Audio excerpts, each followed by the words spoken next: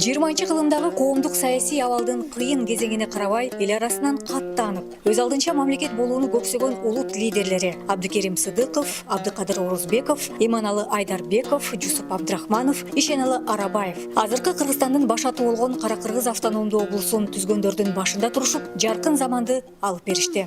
Улут аталардын эмгегин элесин түбөлүк сактоо максатында президент Садыр Жапаровдун 2024 жылдын 24-июлундагы номер 205 азыркы Кыргыз мамлекеттүүлүгүн түптөгөн аталар жөнүндө жарлыгы чыгарылган. Ага ылайык өзгөчө кырдаалдар министри генерал-майор Бообек Ажикеевдин буйругунун негизинде ÖKMдин кызматкерлери Ата Бейит тарыхый мемориалдык комплексине барышты. Дүйнөдө мен деген улут бар. Мен деген улут бар. Бирок эгемендүүлүгү болгон өзүнчө мамлекети жок улут да толтура. Аларга салыштырмалуу биздин Кыргыз мамлекети бар да, эгемен мамлекети бар. Ушул мамлекетти түптөгөн ушул күнгө келишине себепчи болгон биздин ушул беш атабыздын эмгеги өтө баа жеткис, өтө чоң.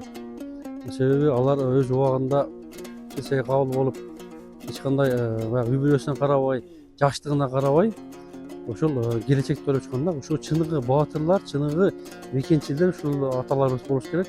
Себеби өз алдынча эгемен мамлекет болуу бул өзүнчө чоң бир баа жеткис байлык, чоң сыймык биз үчүн.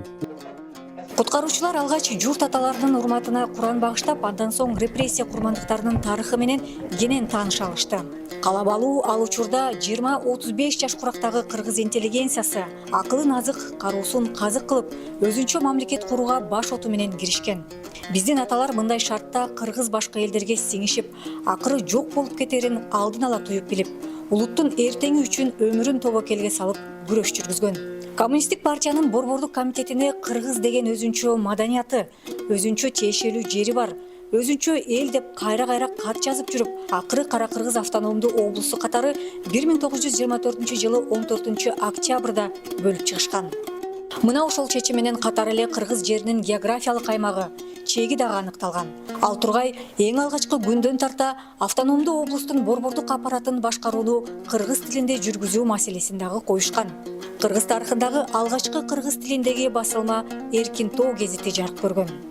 Бирок 1937 жылы жалган жалалар менен катуу камоолор башталып, мамлекет түптөгөндөрдүн дээрлик бардыгы сталиндик репрессияга туш болду. Асты атылып, арты азапка кабылып, кыргыз элинин башына каран күн түшкөнү али да эсибизде. Кыргыз тарыхында сталиндик репрессия кан менен жазылган кара так болуп калды.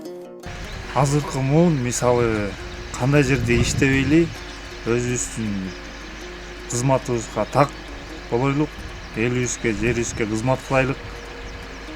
Ата бабаларыбыздын айткан сөздөрүн эки кылбай, ата бабаларыбыздан үлгү алып, ушул жерден билген, уккан нерселерибизди элге жарыялап, ата бабаларыбыздын жолун жолдосок деген ойдобуз. Улутту улут кылып турган тилибиз, маданиятыбыз, нарктуу баалуулуктарыбызды өзгөртпөй сактоо азыркы муундун милдети. Анын ичинде тарыхты билүү өзгөчө мааниге ээ. Анткени тарых келечекке көпүрө.